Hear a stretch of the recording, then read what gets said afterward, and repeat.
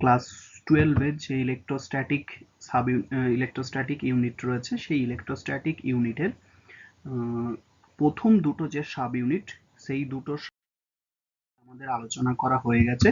এখন আমরা আলোচনা করছি সাব ইউনিট 3 ইলেকট্রোস্ট্যাটিক ফিল্ড অর্থাৎ স্থির তড়িৎ ক্ষেত্র। এই স্থির তড়িৎ ক্ষেত্র সম্পর্কে আমরা আলোচনা করব। এখানে আমরা প্রথমেই দেখে রাখি যে ইলেকট্রিক ফিল্ড বা ইলেকট্রোস্ট্যাটিক ফিল্ড কি। বলছে electric field due to a point charge. আমরা পয়েন্ট চার্জের বা কোনো একটা সোর্স চার্জের চারপাশে যে স্পেস অর্থাৎ তার চারপাশে যে অঞ্চল, যে অঞ্চলের মধ্যে তার আকর্ষণ বা বিকর্ষণ বল বুঝতে পারা যায় সেই অঞ্চলকে আমরা বলি তড়িৎ ক্ষেত্র। এবং সেই ক্ষেত্রে এই চ্যাপ্টারে আমরা মূলত ইলেকট্রোস্ট্যাটিক যেহেতু চ্যাপ্টারটার নাম, তাই এক্ষেত্রে মনে রাখা উচিত এই ক্ষেত্রে আমরা যে সমস্ত সোর্স চার্জ কনসিডার করি অর্থাৎ যে সোর্স চার্জ তাকেই বলা হয় যে চার্জ ফিল্ড প্রডিউস করছে। এখন এক্ষেত্রে যে সোর্স চার্জ আমরা কনসিডার করি সেই সোর্স চার্জ সবসময় রেস্টে থাকে, অর্থাৎ এই কারণেই ওই রেস্টে থাকা চার্জ যে ফিল্ড প্রডিউস করে তার অ্যাকচুয়াল নাম হচ্ছে ইলেকট্রোস্ট্যাটিক ফিল্ড বা স্থির তড়িৎ ক্ষেত্র। অর্থাৎ কোনো একটি স্থির আধানের পরিপার্শ্বস্থ যে অঞ্চলে তার আকর্ষণ বা বিকর্ষণ বল বুঝতে পারা যায় তাকেই বলা হয় ইলেকট্রিক ফিল্ড। ইলেকট্রিক ফিল্ড কিন্তু একটা স্পেস বা অঞ্চল। এখন দেখা যাচ্ছে যে আমরা কুলম্বের ফোর্স তো উল্লেখ করেছি, কুলম্বের ফোর্সে ছিল এফ, দুটো আধানের মধ্যে ক্রিয়াশীল আকর্ষণ বা বিকর্ষণ বল সংক্রান্ত কুলম্বের সূত্র। সেখানে রয়েছিল যে এফ সমান 1/4πε0 Q1 Q2 স্কয়ার। দেখো এই ইকুয়েশনে আমরা আর ইকুয়ালস টু যদি ইনফিনিটি বসাই তাহলে সেখানে কিন্তু এফ সমান 0 হয়। অর্থাৎ আমরা তো ডেফিনেশনে বলেছি যে ইলেকট্রিক ফিল্ড হচ্ছে ততদূর পর্যন্তই অংশ যতদূর পর্যন্ত তার আকর্ষণ বা বিকর্ষণ বল বুঝতে পারা যায়। এখন দেখা যাচ্ছে তার আকর্ষণ বা বিকর্ষণ বল শূন্য হয় কখন, যখন সেখানে আমরা ইনফাইনাইট ডিস্টেন্স হয়, অর্থাৎ থিওরিটিক্যালি বা খাতা কলমে কোনো একটি ফিল্ড জেনারেলি ইনফাইনাইট পর্যন্ত এক্সটেন্ডেড, বাট প্র্যাকটিক্যাল কেসে দেখা যায় যে আস্তে আস্তে ফিল্ড নেগলিজেবল হয়ে যাচ্ছে। নেক্সট, এই যে ফিল্ড আমরা আলোচনা করলাম অর্থাৎ কোনো একটা আধানের চারপাশের যে অঞ্চল সেই অঞ্চলকে আমরা ইলেকট্রিক ফিল্ড হিসেবে বলেছি, এবং সোর্স চার্জ যদি রেস্টে থাকে তখন স্পেসিফিক আমরা স্থির তড়িৎ ক্ষেত্র এটা উল্লেখ করি।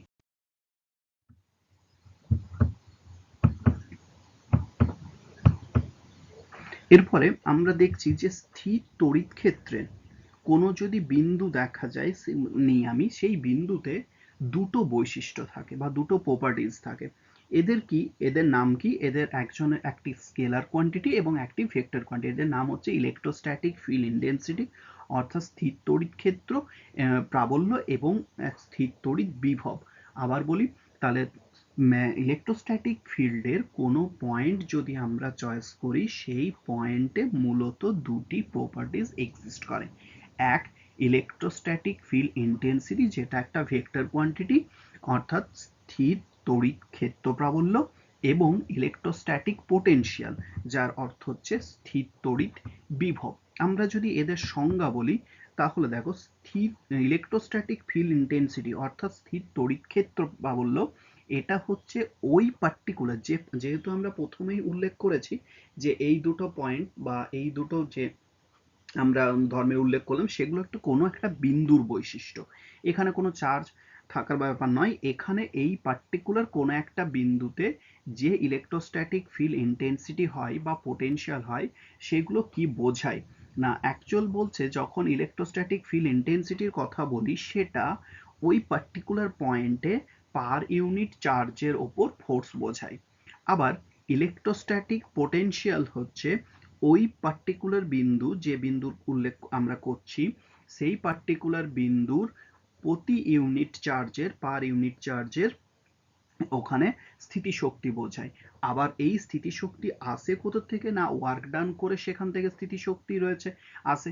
তাই আমরা ওয়ার্ক ডানের রেসপেক্টে যখন বলি তখন কিন্তু ওয়ার্ক ডান কিন্তু কোনো সিস্টেমের প্রপার্টিজ নয়, তাই ওয়ার্ক ডানের উল্লেখ করে যখন আমরা পোটেনশিয়ালের ডেফিনেশন দিই সেই ক্ষেত্রে আমাকে অসীম থেকে নিয়ে আসার কথা বলা হয়, এবং অসীম থেকে নিয়ে ওই পার্টিকুলার বিন্দুতে পার ইউনিট চার্জ নিয়ে আসতে যতটা ওয়ার্ক ডান হয় সেই ওয়ার্ক ডান তার মধ্যে পোটেনশিয়াল এনার্জি রূপে স্টোর থাকে। অর্থাৎ খুব সূক্ষ্মভাবে বললে পোটেনশিয়াল এনার্জির রেসপেক্টে যখন আমি পোটেনশিয়ালের ডেফিনেশন দিচ্ছি সেই ক্ষেত্রে আধানকে অসীম থেকে নিয়ে আসার কথা উল্লেখ করার প্রয়োজন হয় না।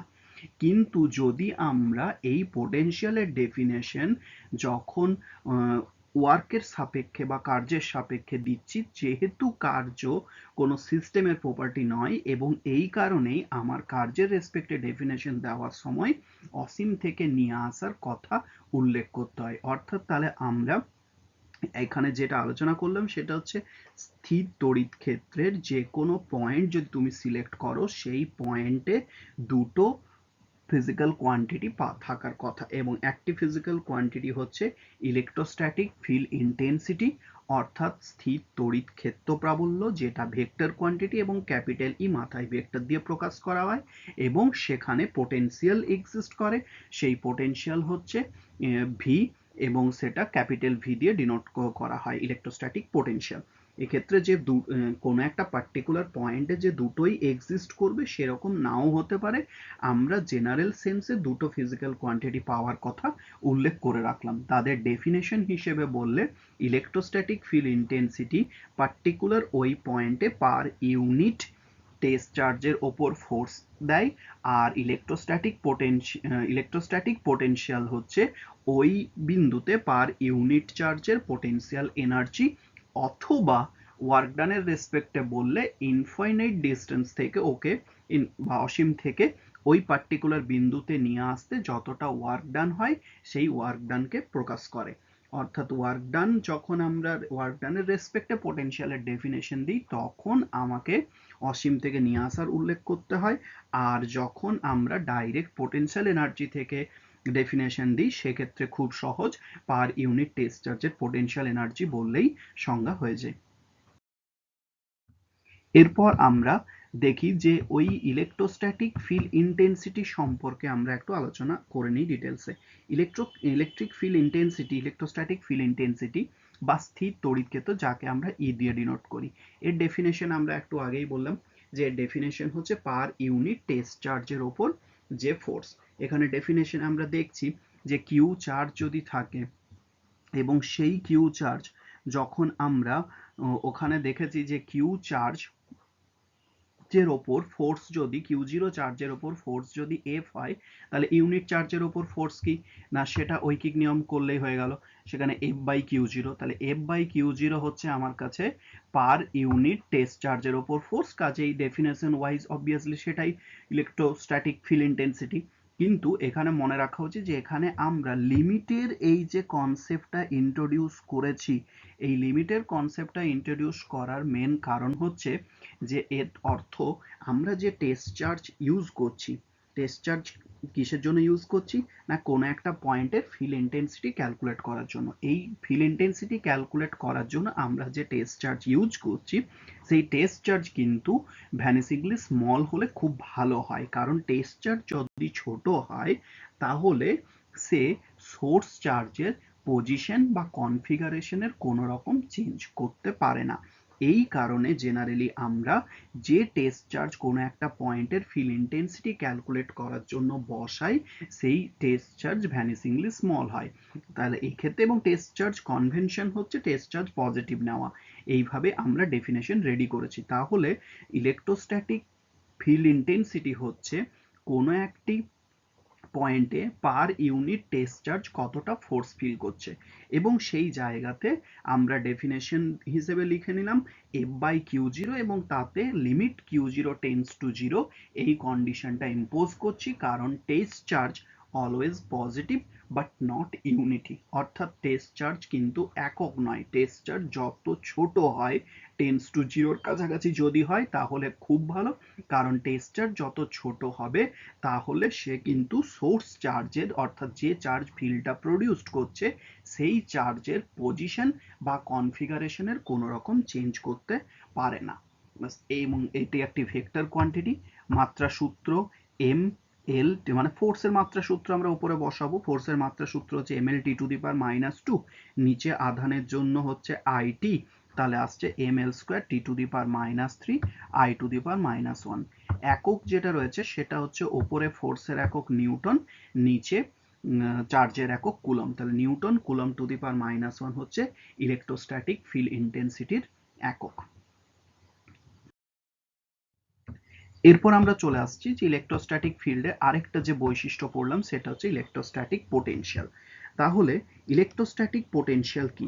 ইলেকট্রোস্ট্যাটিক পোটেনশিয়াল হচ্ছে প্রতি একক পরীক্ষাধীন আধানকে অসীম থেকে তড়িৎ ক্ষেত্রের কোনো বিন্দুতে আনতে তড়িৎ ক্ষেত্র প্রাবল্যের বিরুদ্ধে যে কাজ করতে হয় তাকে বলা হয় ওই বিন্দু তড়িৎ বিভব।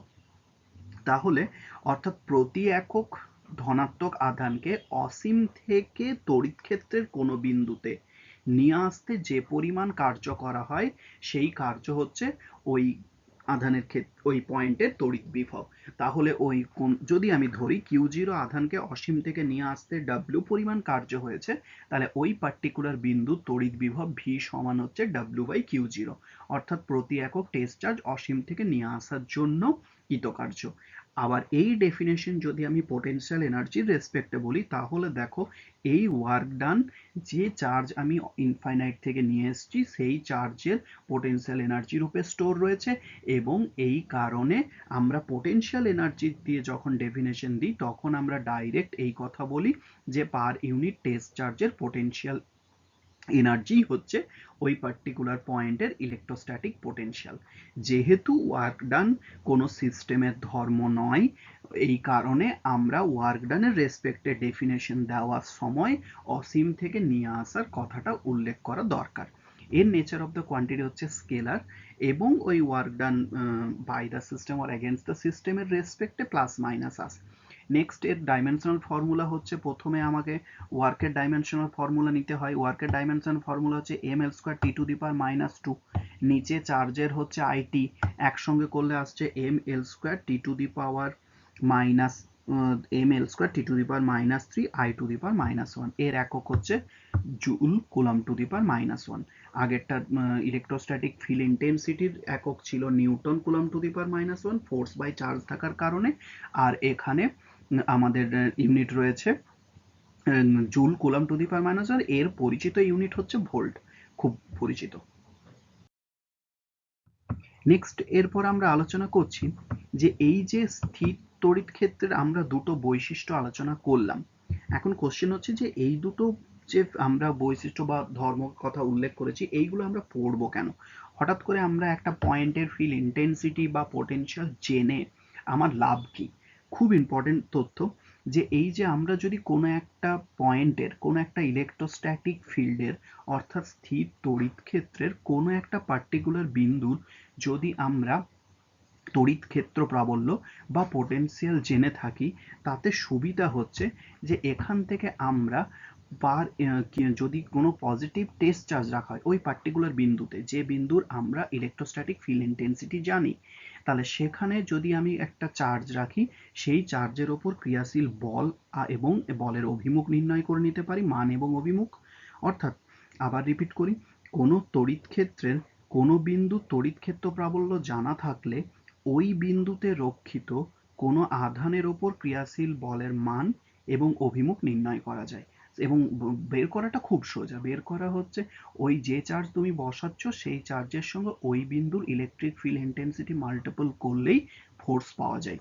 শুধুমাত্র মনে রাখতে হয় যে যদি সেটা ঋণাত্মক চার্জ হয় তাহলে এক্সটার্নাল যে ইলেকট্রোস্ট্যাটিক ফিল্ড রয়েছে তার অপোজিট ডিরেকশনে এর কিন্তু ডিরেকশন হয়। আর ইলেকট্রোস্ট্যাটিক পোটেনশিয়াল যদি জানা থাকে তাহলে সেক্ষেত্রে আমরা যদি ওই ইলেকট্রোস্ট্যাটিক ওইখানে যদি কোনো চার্জ রাখি তাহলে সেই চার্জের সঙ্গে ওই পোটেনশিয়ালকে মাল্টিপল করলেই ওই পার্টিকুলার চার্জের পোটেনশিয়াল এনার্জি পেয়ে থাকি। অর্থাৎ কোনো একটা স্থির তড়িৎ ক্ষেত্রের কোনো বিন্দুর যদি তড়িৎ ক্ষেত্র প্রাবল্য জানা থাকে তাহলে সেক্ষেত্রে আমরা সহজে সে আধানের ওপর ক্রিয়াশীল বল নির্ণয় করে নিতে পারি, আর যদি পোটেনশিয়াল জানা থাকে তাহলে ওই আধানের স্থিতিশক্তি নির্ণয় করতে পারি। এই দুটো হচ্ছে আমার কোনো একটা পয়েন্টের ফিল্ড ইন্টেন্সিটি বা পোটেনশিয়াল জানার গুরুত্ব। আমি যদি ইলেকট্রোস্ট্যাটিক ফিল্ডের এই বিষয়গুলো জেনে থাকি তাহলে এইভাবে সেটাকে আমরা কাজে লাগাতে পারি। এরপর আমরা আলোচনা করছি যে এই যে আমরা ফিল্ড ইন্টেন্সিটি এবং পোটেনশিয়াল নির্ণয় করেছি তাদের মধ্যে সম্পর্ক কি রয়েছে। এই ইলেকট্রোস্ট্যাটিক ফিল্ড ইন্টেন্সিটি এবং পোটেনশিয়ালের মধ্যে সম্পর্ক হচ্ছে electric field intensity is equals to negative gradient of electrostatic potential. অর্থাৎ যে ইলেকট্রিক ফিল্ড রয়েছে সেই ইলেকট্রিক ফিল্ড ইন্টেন্সিটি যে পোটেনশিয়াল রয়েছে সেই ইলেকট্রোস্ট্যাটিক পোটেনশিয়ালের ঋণাত্মক গ্রেডিয়েন্টের সঙ্গে সমান। আমরা ম্যাথমেটিক্যাল ইকুয়েশন এখানে অলরেডি লিখে রেখেছি। এরপর আমরা দেখছি যে ইলেকট্রিক ফিল্ড ইন্টেন্সিটি তো তিনটে কম্পোনেন্ট রয়েছে, আবার ওখানে ডেল অপারেটর রয়েছে। ডেল অপারেটরকে যদি আমরা স্প্লিট করি তাহলে এই অপারেটরটা আসে এবং এরপর ডিফারেনশিয়াল অপারেটর পাই আমরা। এরপর দুদিকের কম্পেয়ার করলে আমরা দেখছি ইলেকট্রোস্ট্যাটিক ফিল্ডের এক্স কম্পোনেন্ট ইকুয়ালস টু হচ্ছে minus del V by del x. অর্থাৎ আমরা যে পোটেনশিয়াল পেয়েছি সেই পোটেনশিয়ালের যদি নেগেটিভ গ্রেডিয়েন্ট করি তাহলে আমরা সেখান থেকে ফিল্ড ইন্টেন্সিটি পেয়ে যাই। এবং যদি আমরা কম্পোনেন্ট ওয়াইজ ক্যালকুলেট করতে চাই তাহলে ইলেকট্রোস্ট্যাটিক পোটেনশিয়াল যে স্কেলার ফাংশনটি রয়েছে সেই স্কেলার ফাংশনকে যদি আমি এক্স এর সাপেক্ষে এক্স অবশ্যই আমার কোঅর্ডিনেট এবং এক্স এর সাপেক্ষে যদি আমরা পার্সিয়াল ডিফারেন্সিয়েশন করি তাহলে ইলেকট্রিক ফিল্ড ইন্টেন্সিটির আমরা এক্স কম্পোনেন্ট পেয়ে যাই এবং তার আগে মাইনাস রয়েছে। এবং যদি আমরা পোটেনশিয়ালকে ওই পোটেনশিয়াল যেহেতু কোঅর্ডিনেটের ফাংশন তাহলে পোটেনশিয়ালকে যদি আমরা ওয়াই কোঅর্ডিনেটে পার্সিয়াল ডিফারেন্সিয়েশন করি তাহলে আমরা ওয়াই কম্পোনেন্টে ফোর্সের ভ্যালু ফিল্ড ইন্টেন্সিটি পেয়ে যাই। এবং একই রকম ভাবে আমরা যে পোটেনশিয়াল যেটা কোঅর্ডিনেটের ফাংশন তাকে জেড কোঅর্ডিনেটের রেসপেক্টে পার্সিয়াল ডিফারেন্সিয়েশন করলে আমরা ইলেকট্রোস্ট্যাটিক ফিল্ড ইন্টেন্সিটির জেড কোঅর্ডিনেট পেয়ে যাই। এইভাবে আমরা ইলেকট্রোস্ট্যাটিক ফিল্ড ইন্টেন্সিটি এবং পোটেনশিয়ালকে কম্পেয়ার করি। তাহলে আমরা যদি সাবজেক্টগুলোকে আবার ছোট করে বলি তাহলে ইলেকট্রোস্ট্যাটিক ফিল্ড রয়েছে একটা সোর্স চার্জের চারপাশের অঞ্চল যেখানে অন্য কোনো চার্জ রাখলে তার আকর্ষণ বা বিকর্ষণ বল বুঝতে পারা যায়। অর্থাৎ ইলেকট্রোস্ট্যাটিক ফিল্ড হচ্ছে মূলত একটি স্পেস। এরপরে আমরা এসছি যে ওই পার্টিকুলার যে ইলেকট্রোস্ট্যাটিক ফিল্ডের কথা আমরা উল্লেখ করছি সেই ইলেকট্রোস্ট্যাটিক ফিল্ডে কোনো যদি পার্টিকুলার বিন্দু চয়েস করা হয় সেখানে দুটো প্রপার্টিজ রয়েছে, একটা হচ্ছে ইলেকট্রোস্ট্যাটিক ফিল্ড ইন্টেন্সিটি আর একটা হচ্ছে ইলেকট্রোস্ট্যাটিক পোটেনশিয়াল। একটা ভেক্টর কোয়ান্টিটি একটা scalar quantity. Electrostatic field intensity আমাকে ওই বিন্দুর পার ইউনিট চার্জের উপর ফোর্স ডিফাইন করে এবং ইলেকট্রোস্ট্যাটিক পোটেনশিয়াল ওই বিন্দুর পার ইউনিট চার্জের পোটেনশিয়াল এনার্জি ডিফাইন করে। ফিজিক্যাল সিগনিফিক্যান্স হচ্ছে যে এই দুটো ভ্যালু যদি জানা থাকে তাহলে ওই পার্টিকুলার বিন্দু যে বিন্দু জানা রয়েছে সেখানে যদি আমি অন্য কোনো আধান বসাই তাহলে সেই আধানের ওপর ক্রিয়াশীল বল এবং আমরা তার সঙ্গে তার পোটেনশিয়াল এনার্জি সহজেই ক্যালকুলেট করে নিতে পারি। কোনো জটিলতা থাকে না, শুধুমাত্র চার্জের সঙ্গে respective electric field intensity multiple করতে হয় তাহলেই ফোর্স পাওয়া যায়, আর চার্জের সঙ্গে পোটেনশিয়াল মাল্টিপল করতে হয় তাহলেই সহজে পোটেনশিয়াল এনার্জি পাওয়া যায়। এবং এই electric field intensity electrostatic field intensity এবং পোটেনশিয়ালের মধ্যে সম্পর্ক হচ্ছে যে ই equals to minus del V, অর্থাৎ electrostatic field intensity is the negative gradient of electrostatic potential। এরপরে এই যে আমাদের স্ট্যাটিক যে ফিল্ড ইন্টেন্সিটি এবং পোটেনশিয়াল সম্পর্কে আমরা যে ধারণা নিয়েছি তাদের আবার সুপারপজিশন প্রিন্সিপাল রয়েছে। এটা ম্যাথমেটিক্যাল অপারেশনের জন্য খুব ইম্পর্টেন্ট। এখানে মনে রাখা দরকার আমরা যদি কোনো একটা রিজনে একাধিক সোর্স চার্জ রয়েছে তাহলে এবং সেই একাধিক সোর্স চার্জের জন্য আমরা কোনো একটা বিন্দুতে যদি ফিল্ড ইন্টেন্সিটি ক্যালকুলেট করতে চাই পার্টিকুলার কোনো একটা বিন্দুতে, মনে রাখো অবজারভেশন পয়েন্টে কিন্তু কোনো চার্জ রাখা হচ্ছে না, অবজারভেশন পয়েন্ট হচ্ছে জেনারেল একটা পয়েন্ট। এখানে যেটা দেখানো রয়েছে তাতে আমরা দেখিয়েছি যে এক সোর্স চার্জ রয়েছে, সোর্স চার্জ 1, সোর্স চার্জ 2 এবং তারপর রয়েছে সোর্স চার্জ 3। এর জন্য আমরা অবজারভেশন পয়েন্ট পি তে ফিল্ড ইন্টেন্সিটি ক্যালকুলেট করতে চাইছি। আমরা পি কিন্তু অবজারভেশন পয়েন্ট, এখানে কিন্তু কোনো চার্জ নেই। এই পি এর জন্য আমরা যে ফিল্ড ইন্টেন্সিটি পাচ্ছি পি বিন্দুতে ইলেকট্রোস্ট্যাটিক ফিল্ড ইন্টেন্সিটি, সেটা কিন্তু মনে রাখা উচিত তিনটে চার্জ পৃথকভাবে যে ফিল্ড ইন্টেন্সিটি প্রডিউস করছে তাদের ভেক্টর সাম বা আমাদের রেজাল্টেন্ট ক্যালকুলেট করে নিতে হবে। কারণ প্রথম চার্জ একটা ফিল্ড ইন্টেন্সিটি তৈরি করেছে, তার ডিরেকশন এটা। দ্বিতীয় চার্জ যে ফিল্ড ইন্টেন্সিটি ডিরেকশন করেছে তার সেটা হচ্ছে এটা, এবং তৃতীয় চার্জ এই পয়েন্টে যে ফিল্ড ইন্টেন্সিটি হচ্ছে সেটা এটা। এখানে কিন্তু প্রত্যেকটি চার্জ পজিটিভ চার্জ উৎস আধানগুলো। আর আমরা ডিরেকশন ক্যালকুলেট করেছি, আমরা যে টেস্ট চার্জ ইউজ করছি সেই টেস্ট চার্জ তো অলওয়েজ পজিটিভ, এই কারণে এখানে পজিটিভ চার্জ রাখলে এটা মনে মনে রাখতে হয়। এখানে চার্জ আলাদা করে এনে বসাবার কোনো প্রয়োজন নেই। আমি মনে মনে ভাবছি যে এখানে একটি পজিটিভ টেস্ট চার্জ রয়েছে, তাহলে প্রথম সোর্স চার্জ ওকে এই ডিরেকশনে রিপেল করছে, দ্বিতীয় সোর্স চার্জ ওকে এই ডিরেকশন বরাবর রিপেল করছে, এবং তৃতীয় যে টেস্ট চার্জ রয়েছে, সোর্স চার্জ রয়েছে, সে তাকে এই ডিরেকশন বরাবর রিপেল করছে। এইভাবে তিনটে সোর্স চার্জের জন্য পার্টিকুলার পি পয়েন্টে তিনটে ডিফারেন্ট ডিরেকশনে ইলেকট্রোস্ট্যাটিক ফিল্ড ইন্টেন্সিটি পাওয়া গেছে। আমি যদি টোটাল এফেক্ট ক্যালকুলেট করতে চাই তাহলে সেক্ষেত্রে আমাদের ভেক্টর সাম নিয়ে নেওয়া উচিত, এবং সেই ভেক্টর সাম এখানে আমরা ক্যালকুলেট করে নিতে পারবো। অর্থাৎ superposition of principal of electrostatic ফিল্ডে বলার হলো যে পার্টিকুলার একটা বিন্দুতে কত ফিল্ড ইন্টেন্সিটি প্রডিউসড হচ্ছে, সেই field intensity different source charge যে পৃথক পৃথকভাবে যে ফিল্ড ইন্টেন্সিটি রেডি করেছে তাদের ভেক্টর সাম বা রেজাল্টেন্ট ক্যালকুলেট করতে হয়।